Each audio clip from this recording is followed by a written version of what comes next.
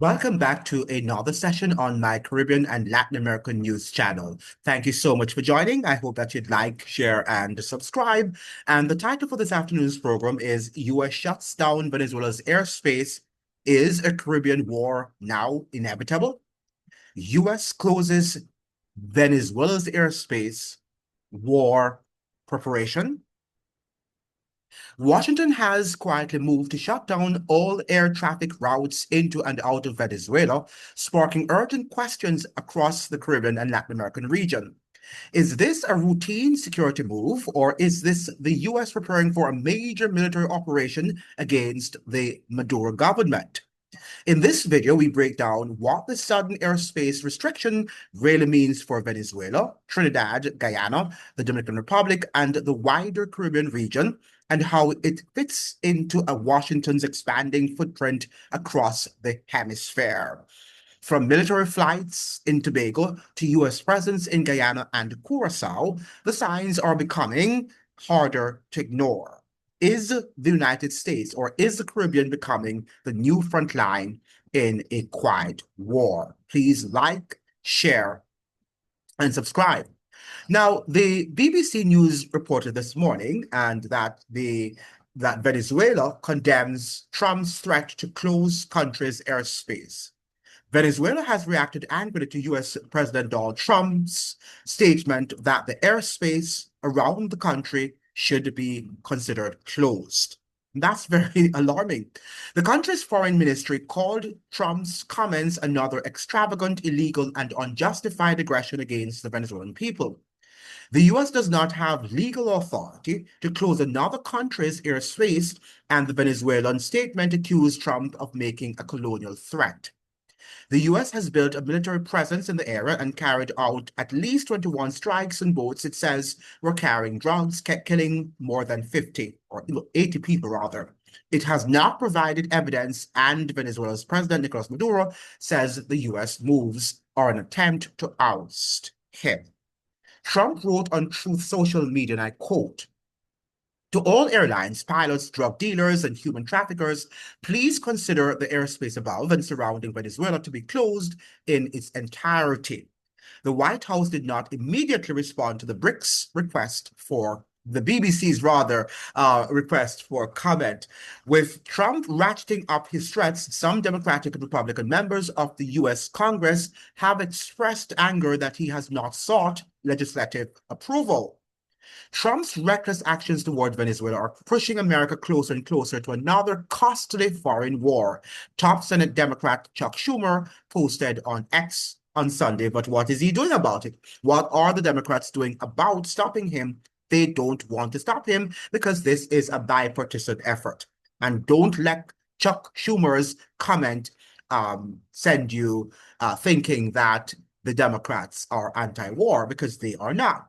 They would like to see Nicolas Maduro go, just like Trump would like to see him. Remember now that President Biden had a $25 million bounty on the head of Nicolas Maduro. He also ramped up the freezing of assets on Venezuela when he was in power. So the Democrats are similar. They want Nicolas Maduro out of power. This is a bipartisan effort. Don't be deceived by these phony members of Congress.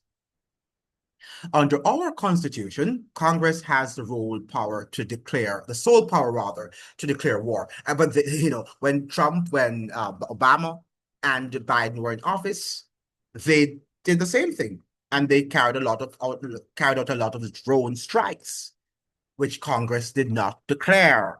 Very important that we understand that. Republican Representative Marjorie Taylor Greene, until recently a close Trump ally, said, "Reminder, Congress has the sole power to declare war." I wonder if she remembers that. Well, I think she seems to be anti-war. Trump's comments come just days after the U.S. Federal Aviation Administration, the FAA, warned airlines of heightened military activity in and around Venezuela, leading to several major airlines suspending flights there. Caracas then rescinded their takeoff and landing rights. Venezuela's foreign ministry urged the international community, the sovereign governments of the world, the UN, and the relevant multinational organizations to firmly reject this immoral act of aggression in a statement on Saturday. But they're all just saying words and using empty words. What are they doing to stop the United States from violating the principles of international law? We can't just have them sitting around telling Trump and using the, niceties and nice sounding phraseologies. We want to see actions in terms of stopping Trump from doing what he's doing, from flagrantly violating the principles of international law. The same day, Venezuela's military conducted exercises along coastal areas with state TV showing anti-aircraft weapons and other artillery being maneuvered. The U.S. has deployed the world's largest aircraft carrier, the USS Gerald Ford, and about 15,000 troops to within striking distance of Venezuela. All right, so this is the buildup of war, and this seems like it is going to be inevitable. Right? I think that they are now liking this to what happened in Panama in 1989 when they actually unseated Noriega. It has insisted that the deployment, the largest by the U.S. in the region since it invaded Panama in 1989, is to combat drug trafficking. So Trump is actually very serious about toppling the government of Nicolas Maduro. The Venezuelan government believes the aim of the United States is to depose the left-wing Maduro, whose re-election last year was denounced by the Venezuelan opposition and many nations as rigged. Fellow left-wing President Gustavo Petro of Colombia, who has also faced U.S. sanctions, has said he believed the U.S. was using violence to dominate Latin America, though other leaders in the region have welcomed Trump's stance. So this is interesting. So we're seeing that the U.S. also has declared Carta de los Soles, or the Cartas of the Suns, group it alleges is headed by Maduro as a foreign terrorist organization. And this was done last Monday. Labeling an organization as a terrorist group gives U.S. law enforcement and military agencies broader powers to target and dismantle it, which means, therefore, that it can break international law. It can violate the principles of international law. So why are they suggesting that what he's doing is illegal when they're even repeating that labeling an organization as a terrorist group gives U.S. law enforcement and military agencies broader powers to target and dismantle it? So whatever he's doing might not be lawful, but it is legal. And I want you to understand the distinction. Whatever Trump is doing, because when he declares a group as a terrorist organization, it gives him that legal permission and much more broader executive powers to target and dismantle such so-called terrorist organizations. And I think that that was granted, these powers were granted to him by the passage of the Patriot Act. Venezuela's foreign ministry has categorically, firmly, and absolutely rejected the designation.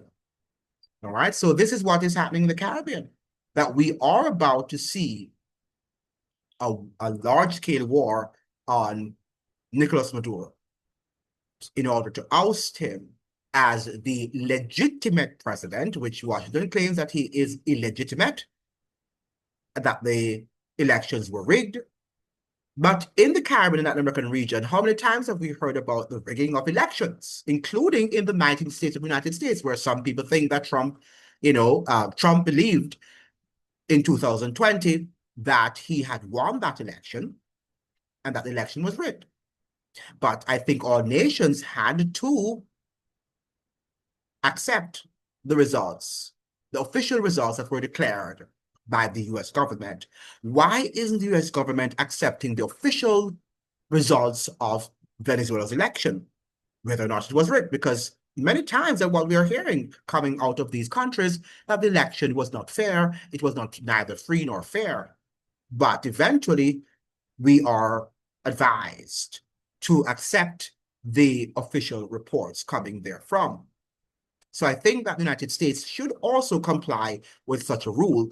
And if Venezuelans are okay with Maduro, which it doesn't seem that they are against him, they might not like him, but they respect him as their president, I think that the United States should be acting in the remit of international law and should not be dictating to another country, to another so-called sovereign country, what they should do in their country as far as their president or prime minister is concerned. And also, he should not be bullying other nations into not being able to travel and to fly their commercial airlines in and out of Venezuela. That is dictatorship, and it shows us that the United States of America is that two-horned, lamb-like beast that is about to speak like a dragon. Thank you so much for joining. I hope that you like, share, and subscribe. Like the video so the videos can be shared with as many people on the platform. And I'm not sure why you guys are not watching the videos nowadays. Have you gone? Have you been lost? I'm still here. All the best to you. See you in another one. Bye.